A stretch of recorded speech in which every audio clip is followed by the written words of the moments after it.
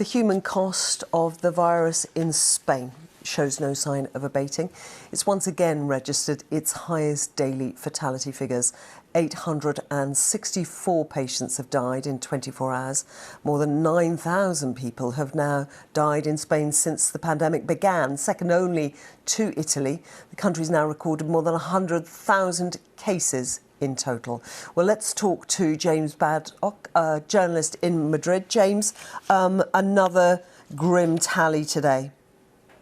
Indeed, extremely grim. And the news that's coming through increasingly from regions around Spain, from mayors and local leaders, is that perhaps these death figures are actually a serious underestimation of the reality, because a lot of people are dying in their homes. They're not necessarily being tested, or they're dying in care homes, and where, you know, we've seen that many of those residences have been completely overwhelmed, and many patients haven't been tested and will not therefore be registered as deaths due to COVID-19. So the real figure could be several thousand higher. We really will, you know, I don't want to, you know, be too dramatic about it, but it does look like the real figure is considerably higher.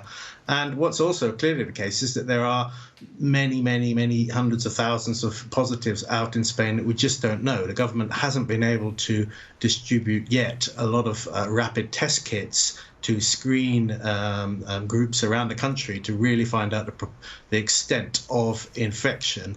There's talk that 15% of the population in one study could be infected. We don't know, but it's clearly must be more than 102,000, because that also would give us a death rate, even according to the official figures, of 9%, and no one thinks that's realistic. So the crisis is still somehow beyond the health authorities' control. It's just hard to know the full dimensions of what's going on.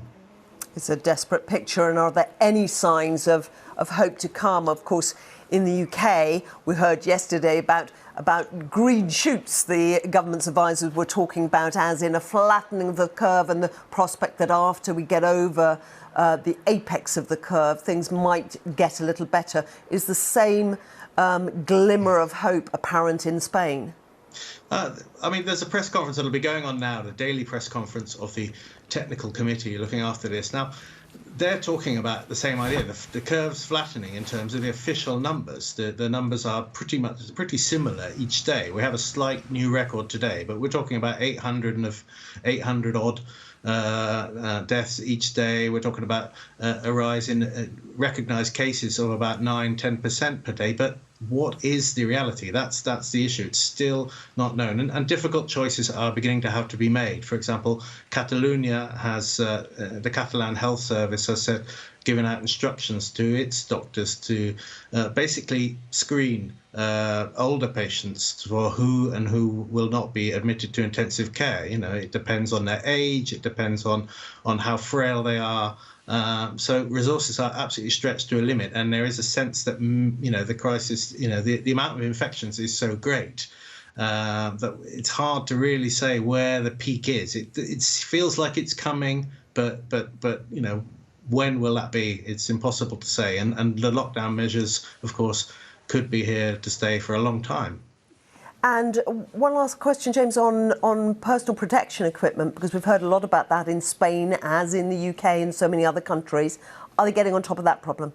I think they're beginning to get on top of that now through a mixture of some supplies have been brought in. There have been several plane loads of supplies to help especially health workers be protected while they're working. But still, we have, and this was 2 days ago, the last figure I've seen on the amount of infected health workers is more than 12,000. So that's over 10% of the total number of positives in Spain. And that is largely, I think, due to the difficulty of getting enough equipment to the right people at the right time. Obviously, the whole world's scrambling for visors, for face masks, and all the rest of it. And there was a big cost in Spain because of that. But I think that is beginning to get better now.